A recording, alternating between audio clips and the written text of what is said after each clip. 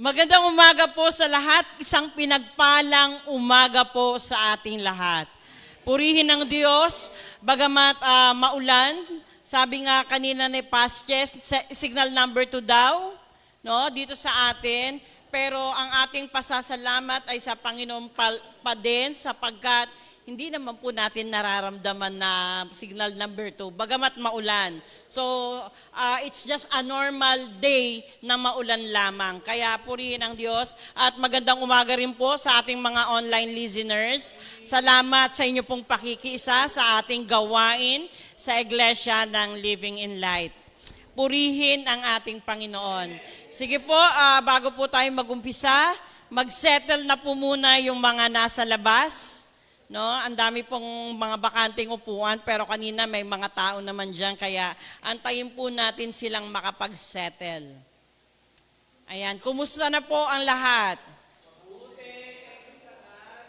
Purihin ang Diyos. Mabuti ang ating Panginoon sa ating lahat. Ano po? Hallelujah. So ayan po, sa ating pong pagpapatuloy, alam naman po natin ano po yung tema natin ngayon. Reform. Right? Nung una, ano po yung ating pinag-aralan? Rebuilding the ruins. Right? Nung pangalawa, refocus. And then, ngayong araw, ano po kaya yung pwede nating makita, no, na pag-aaralan natin ngayon? Ayan, so ang dami pa pong hindi nakakasettle. Nakikita ko pa po sila naglalakad-lakad sa labas. Settle po muna tayo bago tayo mag-umpisa. Sama niyo po ako sa panalangin. Kanina, punta po ako sa likod, sobrang sakit sa tenga. Nung Wednesday naman, nung prayer meeting, parang nababasag na mga baso ang naririnig ko.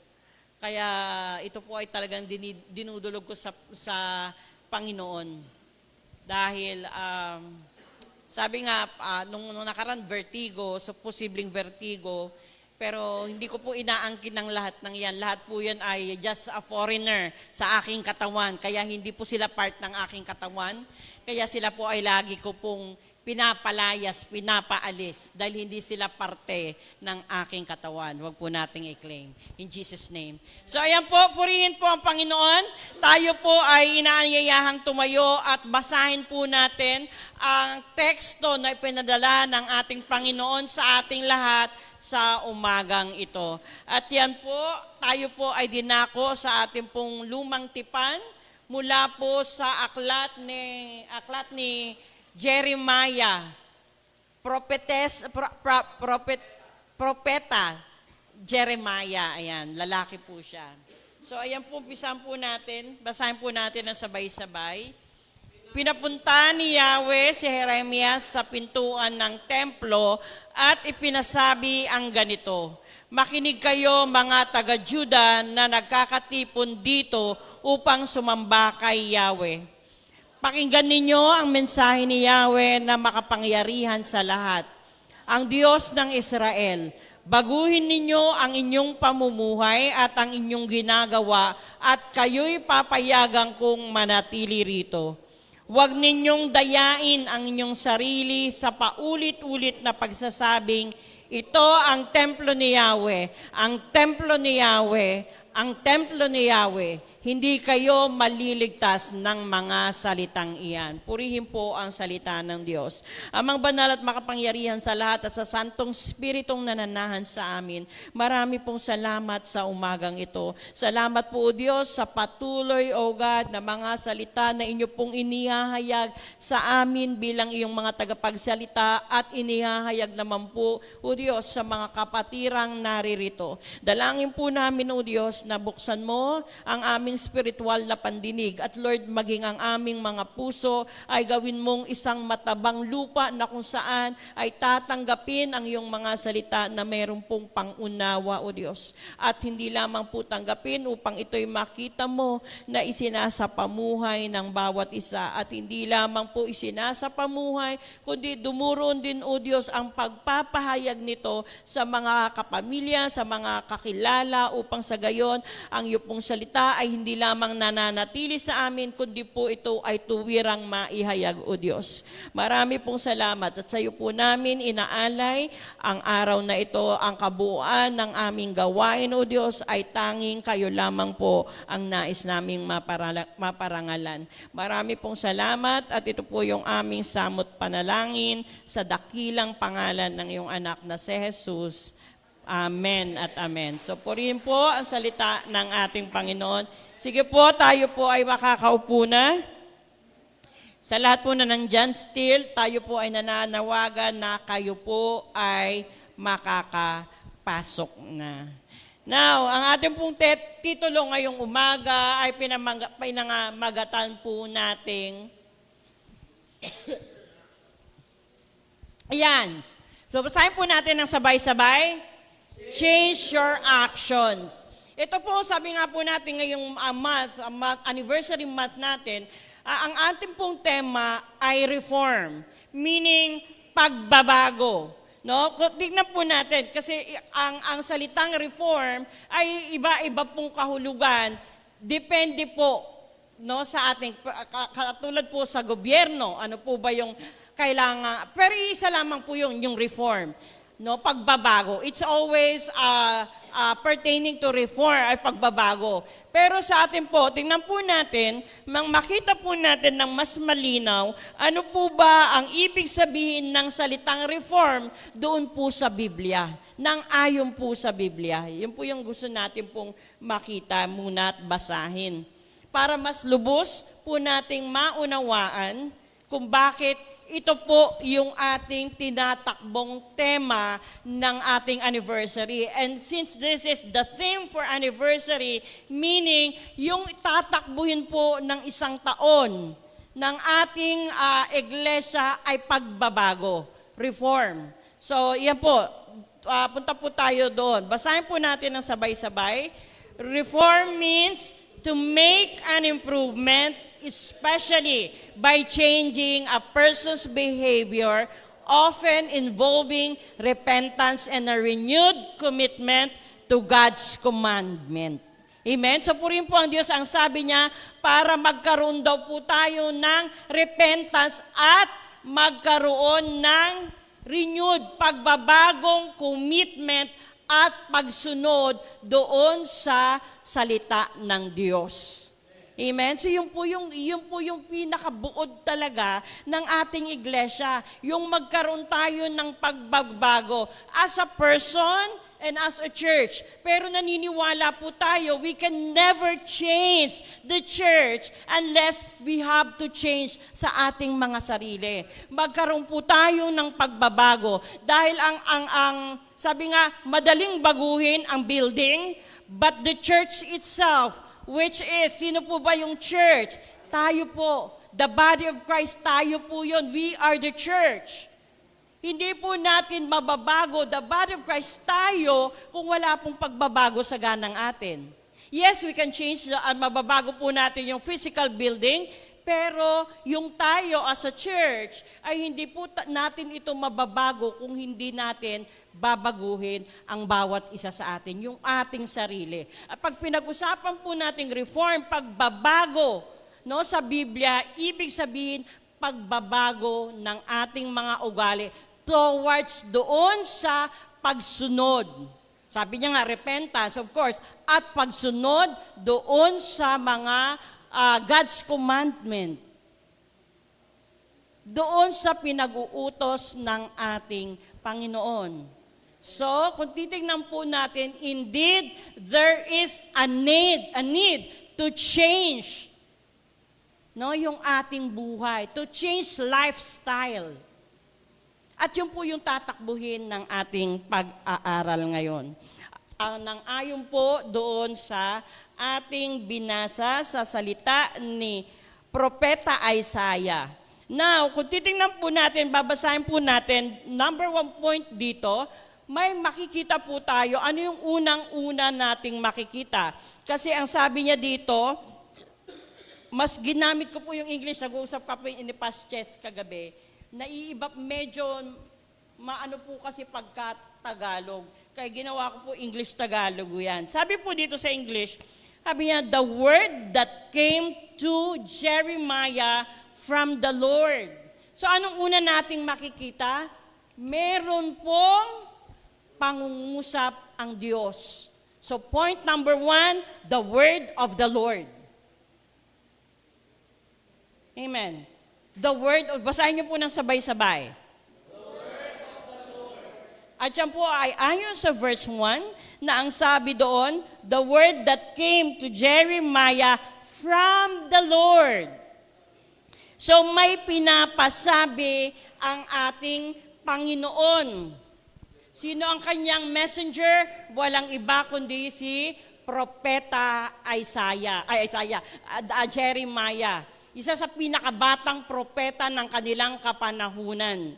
At makikita po natin na ang ating Panginoon, He has always a pattern kung paano niya ninanais na maihayag ang kanyang salita for a certain purpose and goals through sa mga propeta niya.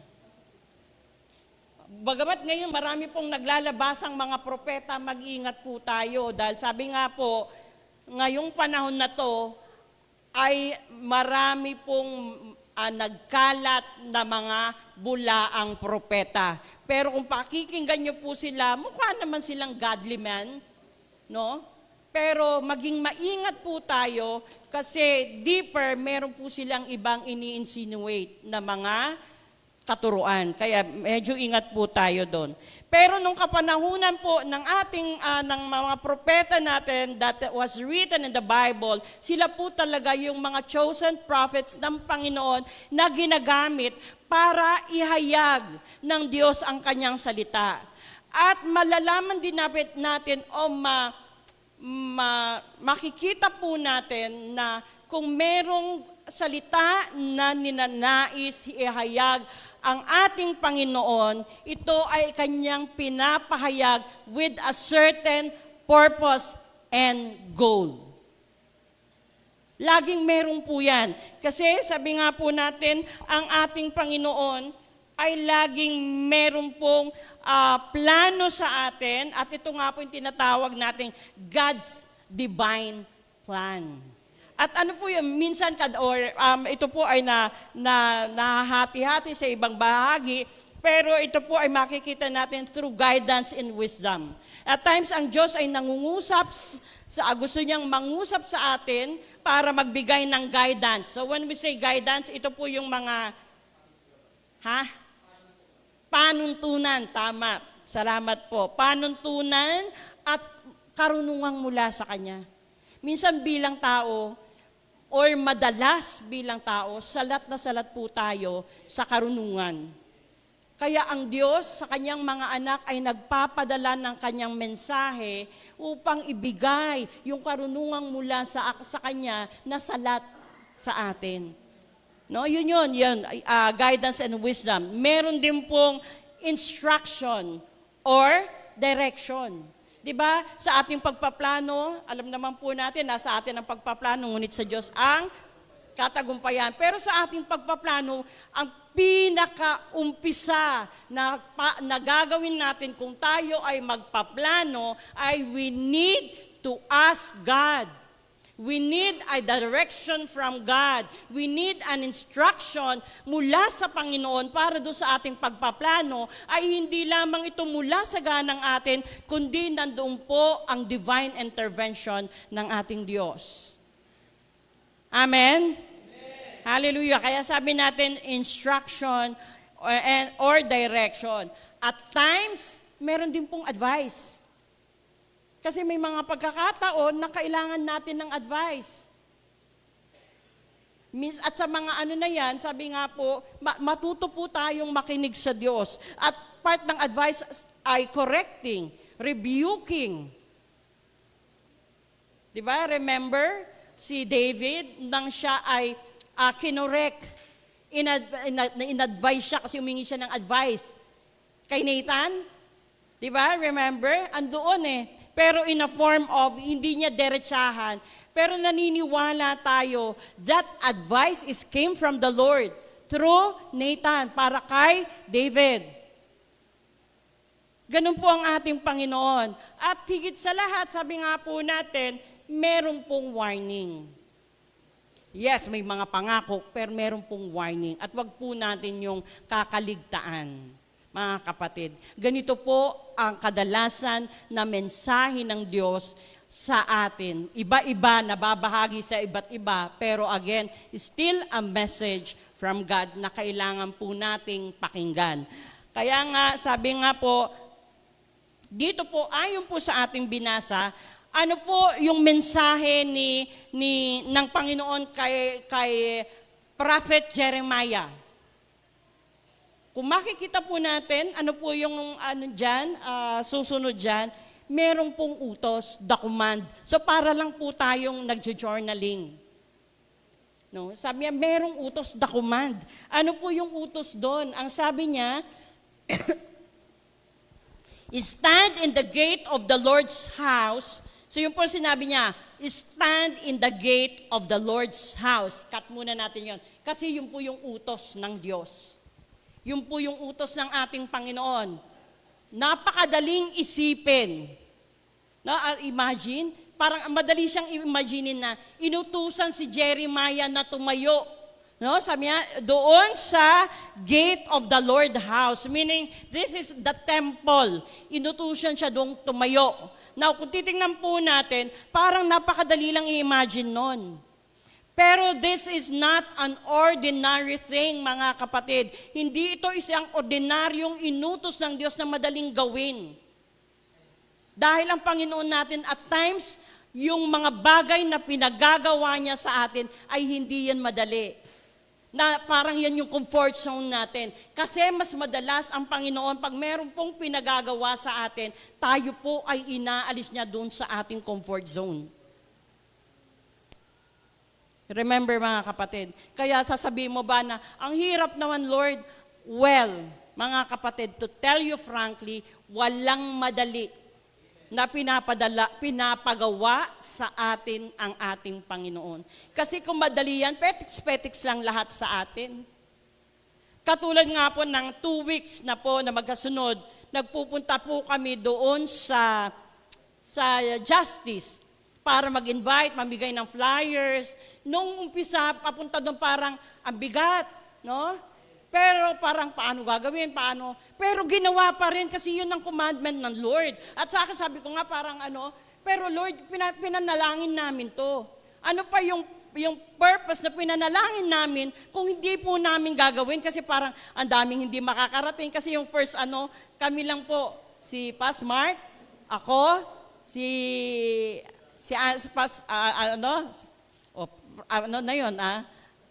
prophecy na yon. Si Sister Andrea, sino po ba kasama natin? Sa umpisa 3 lang po. Parang, di ba nakakalungkot? Ang dami naming nagplano, ang dami naming kasama sa plano. Na kung ikaw mismo, dahil ikaw rin medyo cancel na lang natin to. Pero hindi, kasi ang sa akin ng Panginoon, pinanalangin nyo yan. No matter what, by hook o by crook, kailangan nating pumunta kasi ipinanalangin po natin. Now, ano ang sinasabi ko dito? Nung umpisa, mahirap. Pero nung pagdating, kasi po yun, 2 beses, isang tanghali at isang hapon.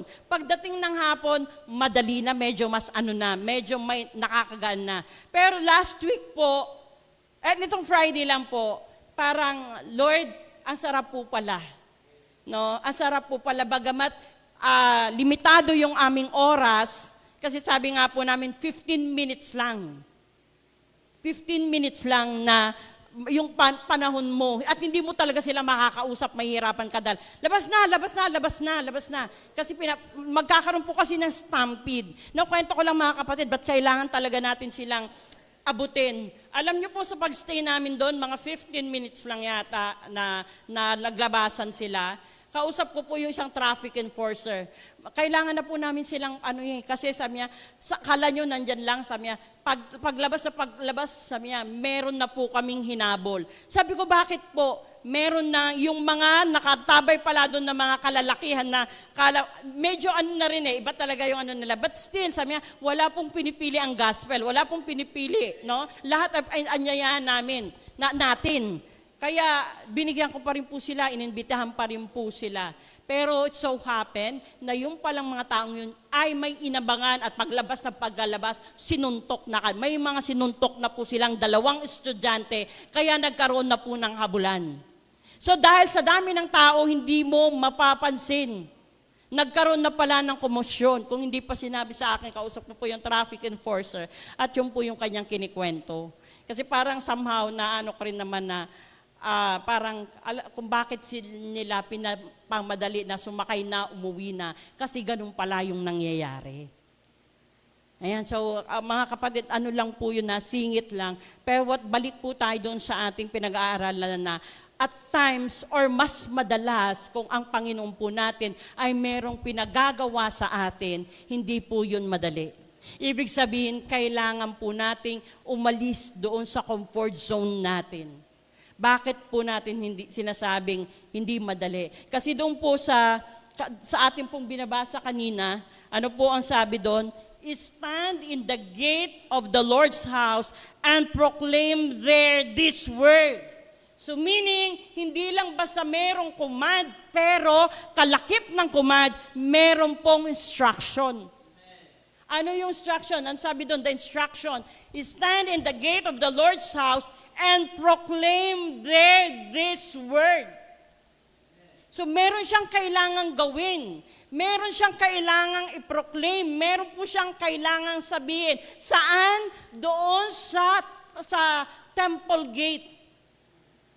Sa temple doon sa gate. At nai-imagine niyo po kung gaano karami ang tao dyan. Kasi nung pinag-aaralan ko po ito, ayon po doon sa iba't ibang komentaryo, nung panahon na yan, ng inutusan ng Panginoon, si Jeremiah para tumayo at maghayag ng salita, hindi po ito ordinaryong Sunday. It's either this is the time of Passover or Feast of Tabernacle. Di ba in-explain ko po sa inyo yung Passover thing? This is a holiday.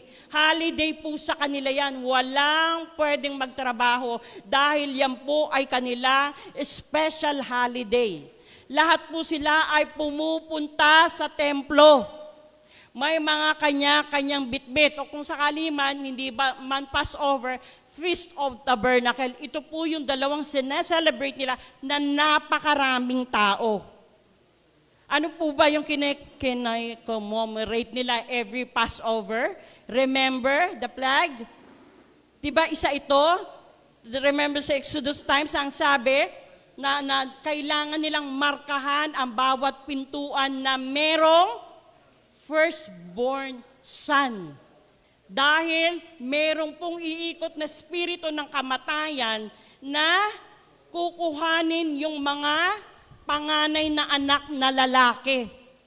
Pero meron na pong tinagubili ng Diyos na ang mga Israelita na merong mga anak ay kailangan nilang markahan. Para hindi po sila masama. So yan po, no, ang galing naman, naaalala nila. Kasi yun po yung reason bakit holiday, commemorate. Nag-iirap bigkasin. Pero yun po yun. So kung titingnan po natin, spiritual. Dahil mayroong pag-alala ng kaganapan, ng kung paano na ginawa at iniligtas ng Panginoon ang kanilang mga anak na lalaki, panganay na anak na lalaki. Magaling. But the problem, mga kapatid, ayon doon sa aking sinabi rin na ako po ay tumayo dito regarding the temple, 'Di ba? Lahat sila nagpupunta sa templo. Pero bakit nagalit ang Panginoong Jesus? Kasi maling-mali na ang ginawa nila. Now, ang sabi niya, 'di ba? Ang sabi niya doon, hear the word of the Lord, all of you of Judah who enter in and this gates to worship the Lord. So sino ang kailangang sabihan? Lahat ng mga nandoon, pero particularly mga kapatid, nandoon yung mga priest, no, yung mga higher priest, kasi it's a time of celebration, Passover, at yun ang sasabihin mo. Merong pinababatid, alam mo nyo, na mahirap gawin yun. Kasi merong instruction ang Panginoon, kasi hindi lamang siya binigyan ng utos, kundi binigyan siya ng instruction kung paano at ano ang kanyang sasabihin. Meron siyang kailangang sabihin. At sino ang kanyang pagsasabihan? Yung mga dumadako doon. At lahat yun, meron po mga pari doon, yung mga kataas-taasan ng kanilang gobyerno that time ay pumupunta doon at kailangan niyang magsalita. Kailangan niyang sabihin ang nais ng Diyos na sabihin sa kanila. So hindi madali. And in fact, kung babasahin niyo nga po doon sa Hallelujah. Doon sa Jeremiah 26:8-11, ang sabi po doon, Jeremiah was being attacked at tinakot. Well, hindi natin alam kung sino, pero marahil doon sa mga taong, sabi nga po doon sa binabasa ko na commentaries, marahil ito yung mga taong natamaan, nasaktan niya. So, kung titignan natin, even yung life ni Jeremiah, doon sa pinagagawa ng Diyos sa kanya is at stake. Pero hindi naman po siya napatay. Iningatan pa rin po siya ng Panginoon. Pero ang meaning, in danger. Nasa danger yung kanyang buhay dahil sa pinapagawa ng Diyos sa kanya. At ano nga po ba yung nilalaman? Sabi nga, merong command at merong instruction. Ano po yung pinapasabi ng Panginoon? We'll go to point number 2. Ano po yun? Meron pong warning ang ating Diyos. Ayan. Sabi po dito, the warning of the Lord. Ang sabi niya po doon, thus says the Lord of hosts, the God of Israel, amend your ways and your doings. Ang sabi dito sa Tagalog, pakinggan ninyo ang mensahe ni Yahweh na makapangyarihan sa lahat, ang Diyos ng Israel. Anong sabi niya? Baguhin ninyo ang inyong pamumuhay at ang inyong ginagawa. Bakit po ko sinabi na meron pong warning? Kasi nga po, kung titignan po natin, yung buong chapter na yan, chapter 7, kung babasahin po natin, ang mga Israelita that time ay masyado na po silang nakafocus doon sa idolatry, nakafocus sa kasalanan, sa korupsyon. Remember, yung sinabi ko sa inyo na sa halip na ang benta ng dove ay, sabihin na lang natin 5 piso, binebenta nila ng 50 pesos. Kaya nga ang tawag doon ni Jesus Christ nung nasa New Testament na is the den of thieves and robber. Mga magnanakaw. Kasi sinong ninanakawan nila? Yung mga tao din. Alam mo yung tulad ng nangyayari ngayon? Napaka-timely nga eh. Yan po yung nangyayari ngayon. Sa halip na ang presyo ng bakal ay, parang nga ba yun? Sabihin natin, hindi ko alam kasi ang bakal. Pero yung sabi nga, katulad siya sabi ko naka-body cam na ang presyo is just 11,000. Ginawa nilang 800,000. Yan yung malalang korupsyon. Kaya dyan nagagalit ang Panginoon. Kaya mga kapatid, ang sabi nga natin, yung chapter na yan ay nakabuod dyan ay yung pagiging religious ritual nila, yung idolatry and corruption. At ang sabi ng Panginoon, babasahin po natin, yung bandang huli, that will lead to the destruction of the temple. Destruction, sabi niya, unless the people will iwanan or abandon yung kanilang existing na ginagawa, sila po ay sisirain ng Panginoon. Ang dami pong ano doon. Ang dami pong pinakita na kung saan ay yung consequences ng kanilang disobedience ay mararanasan po ng mga taong ito. Ayan. At kung itutuloy po natin, sabi niya doon sa 4, do not trust in these lying words saying, the temple of the Lord, the temple of the Lord, the temple of the Lord. Kung titignan natin, 3 times sinabi. Kasi ang mga tao that time, yung mga Israelita, naging chanting na nila, the temple of the Lord. The temple of the Lord. Bakit kasalanan? Bakit kasalanan, mga kapatid? Ginawa na nila itong chanting. At sa kanilang kapanuhunan, makikita po natin that ang mga Israelita ay they focuses on the temple of the Lord and not in the Lord that they once worship. Wala na yung focus nila doon sa totoong Diyos na kanilang pinaglilingkuran, na kanilang sinasamba, na sinasamba ng kanilang mga ninuno, no? Kundi ang kanila na pong confidence ay nilagay na nila doon sa templo. Doon na nila nilagay ang kanilang confidence sa templo, doon sa physical temple. At iniisip nila na yung physical temple na yan ay poprotektahan sila. Kaya silang protektahan. Well, I'm telling you, mga kapatid, hindi tayo kayang protektahan ng church building. Remember doon sa sa nangyari sa Bugos City, yung sa Cebu, yung earthquake, 'di ba yung mga doon nagsitumbahan, nagsibagsakan? Wala, mali. False security ang kanilang ginagawa dahil ang tingin nila ang templo ang magbibigay sa kanila ng proteksyon. Tawag diyan false security. Hindi ang church, the building ang makakapagligtas sa atin, kundi ang ating Panginoon, which kinalimutan na nila. No? At ang sabi nga doon, they thought that the physical temple is the presence of God. No, amen. Hindi po. Kasi ang presensya ng Diyos ay nasa sa atin, hindi po doon sa templo.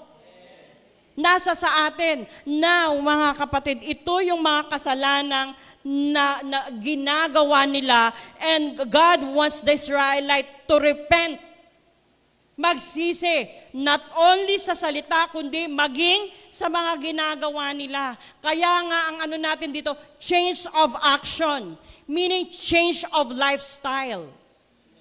At sa atin, mga kapatid, ito po yung nais natin ipabatid sa ating lahat ngayon. Paano po ba natin ito kukuhanin? Paano po ba natin kukuhanin yung prinsipyo ng sinasabi ng Diyos? Kasi sa umagang ito, marahil ang ating Panginoon ay meron pong nais ipabatid sa bawat isa sa atin. Kung paano si Jeremiah ay nakarinig ng salita sa Diyos, alam niyo po ba kami dito, nung nag-usap-usap kami, 4 po kami. Hindi po agad-agad na napunta kami sa reform. Nagkakaroon ng kanya-kanya pong Pero again, yung pong plano, yung nais ng Diyos will prevail. And this is the word of the Lord. And this is the plan of the Lord. Hindi po ito mula sa amin ng mga pastor na tumatayo sa inyo. Ito ang nais ng Diyos na tayo ay magkaroon ng tunay na security sa Diyos. Ibig sabihin, paano nga po natin ito ma-apply? Hindi lamang sa pamamagitan ng pagdalo ng gawain dito every Sunday, ay magkakaroon tayo ng kasiguraduhan sa ating kaligtasan. Kasi maaaring nandiyan ka ngayon, Pero ang tanong, nakikinig o natutulog? Maaaring pwede nyo sabihin sa akin na, pwede pong nakikinig at natutulog. Hindi po pwede yon. Nakikinig at nakapikit, pwede. Well, pwede talaga. Pero sabihin nyo, at ramdam naman po namin na nakatayo dito, kung ikaw ay natutulog o nakapikit lang at nakikinig. Kasi katulad ni sa kanina ko patinitignan si Felix.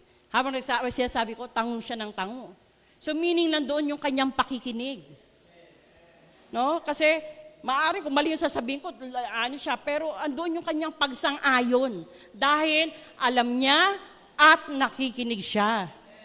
So again mga kapatid, sinasabi ko po sa atin na hindi po ticket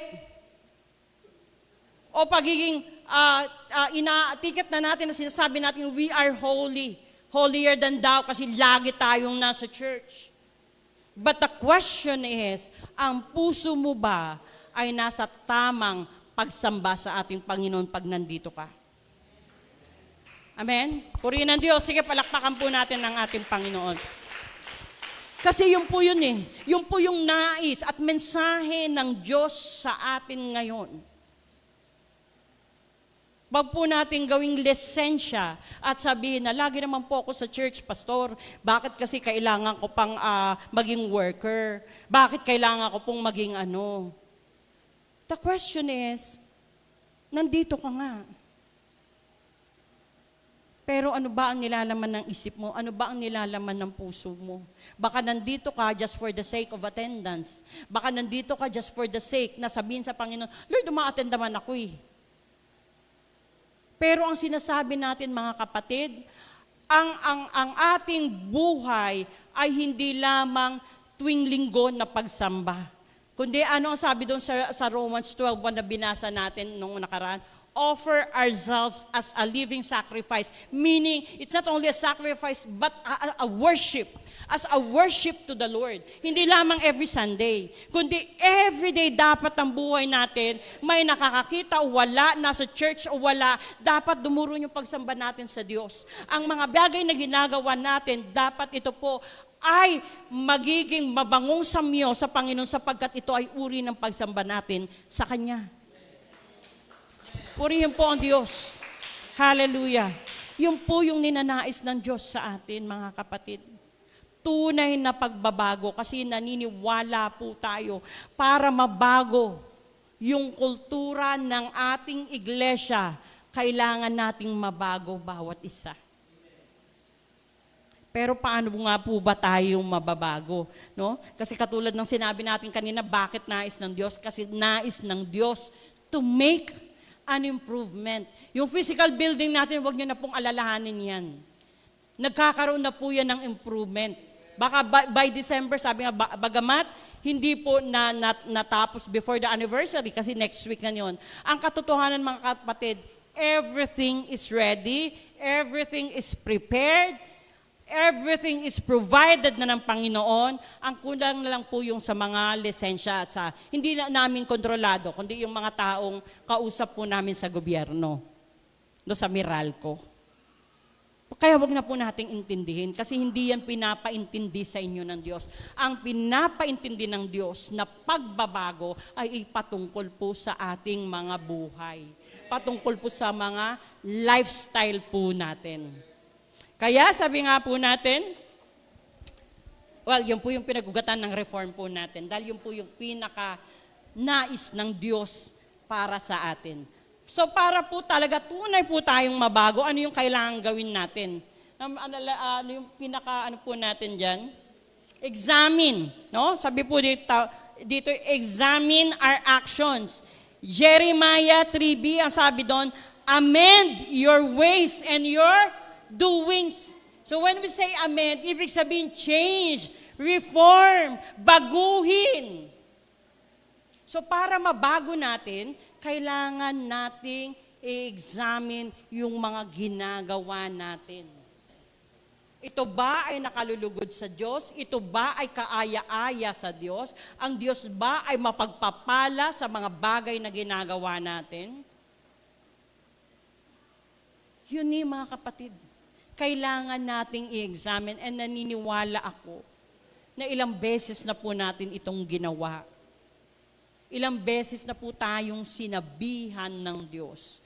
Pero baka mamaya katulad din po tayo ng mga Israelites sa Judah that time na matitigas ang ulo. Bagamat pumupunta sila sa templo ng Diyos, pero bago po sila pumunta, meron po silang, dito po kung babasahin niyo po yan ng buo, meron po silang mga ritual na ginagawa. Ano po yung mga ritual na ginagawa nila? Mga bata ang tagakuha ng kahoy, malilit na kahoy, yung tatay ang tagasiga. Ano yan pattern na talagang kailangan nilang sundin.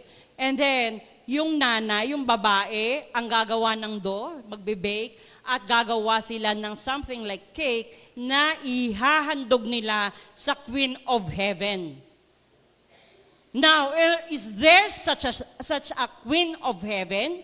Meron bang Queen of Heaven? Parang wala. Walang nasusulat yan sa Biblia. Dahil ang nasusulat sa Biblia, King of Heaven, King of Kings. Walang iba kundi ang ating Panginoong Hesukristo. Pero walang binanggit na Queen of Heaven. So meaning, it is a ritual offered to the pagan gods.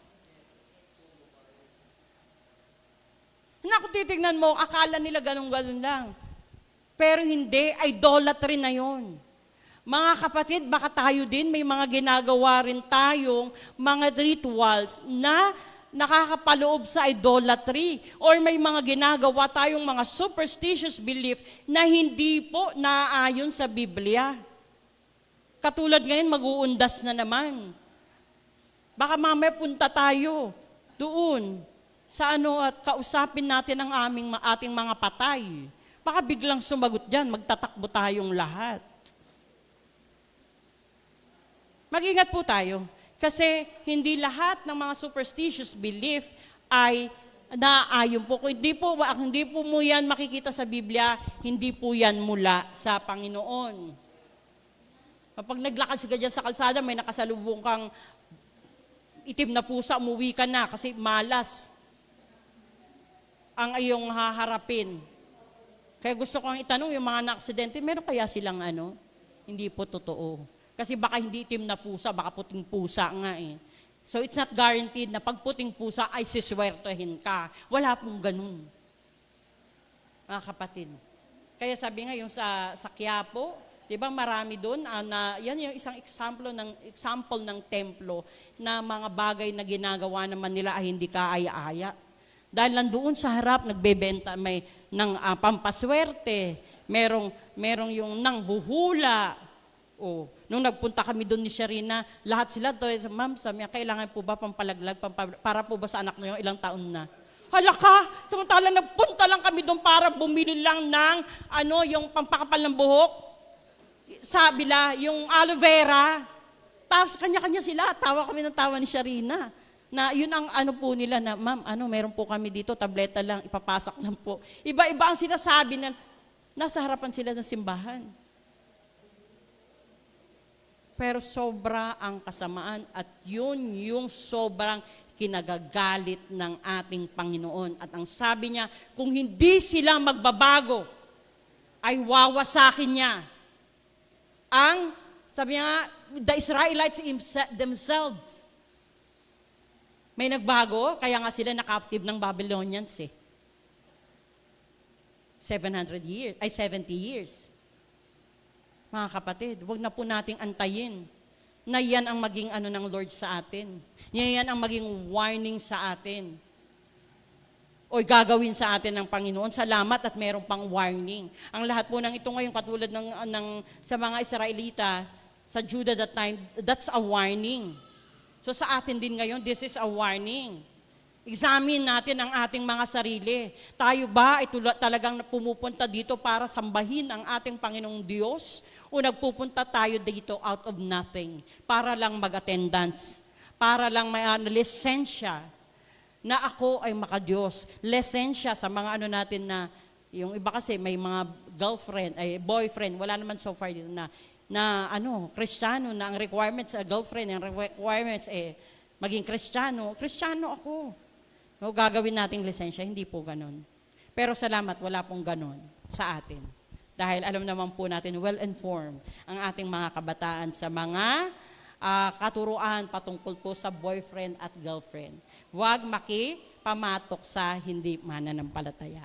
Ayan, baka tumingin lahat mga kabataan sa akin. So ayan, balik tayo. Ayan po, examine your ways and doings. Kung ito po ba ay in conformity to the Word of God. Kailangan po yung mga ginagawa po natin ay nakaayon sa salita ng Diyos. Dahil pag hindi po nakaayon, well, mga kapatid, anong susunod na makikita natin dyan?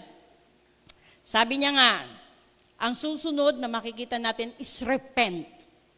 Magsisi. Magsisi, yun ang sabi. Pero sabi nga, real repentance is more than ritual. Kasi sila ritual ng mga doon, ritualism na lang. The temple, ilang beses, kasi ganun na sila. Sa atin, nagsisisi po ako, Panginoon, forgive me Lord, nagsisisi po ako. Pero ang sabi ng Panginoon, kailangang merong pong totoong pagsisisi. At ito ay more than words, more than ritual. Dito dapat ay pagsisisi sa mga ginagawa natin na hindi kaaya-aya sa panuntunan ng ating Panginoon. Hindi pa po huli ang lahat. Warning pa lang po ang pinapadala ng Diyos. This is just a warning. Kaya ngayon pa lang dapat matinag na tayo. Ngayon pa lang dapat may kailangan na po tayong gawin. Kasi ano ang sabi ng 1 John 1:9? Ano ang sabi? When you confess your sin, He is faithful na tayo ay patawarin. At pag tayo ay pinatawad ng Diyos, hindi na ito muling aalalahanin pa. That's the good news. Gaano man kahaba tinakbo ng kasalanan natin, still, yung love at pagpapatawad ng Diyos ay lagi nating makukuha. As long as tayo po ay totoong nagsisisi na merong pagtalikod sa mga kasalanang ginagawa natin. Purihin ng Diyos. Palakpakan natin ang ating Panginoon. Hallelujah. Ayan, sabi nga po doon sa Psalm, cleanse me with hyssop and I will be clean. Wash me and I will be whiter than the snow. Ganun po ang Diyos. Pag nagpatawad, yes, totoo po yun na magiging singputi ng niebe ang puso natin once na tayo ay pinatawad ng Diyos. Dahil pag tayo ay pinatawad ng Diyos, lahat yung mga batik, mga mantsa, mawawala po completely. And restoration of God sa buhay natin ay mararanasan po natin completely. Now, mga kapatid, bakit ninanais ng Diyos na magkaroon po tayo ng total or real repentance, totoong pagsisisi? Kasi ang sabi niya that will lead us into number 3, real repentance will lead to God's restoration. Yan ang laging nais ng Diyos sa atin. Tayo ay ma-restore.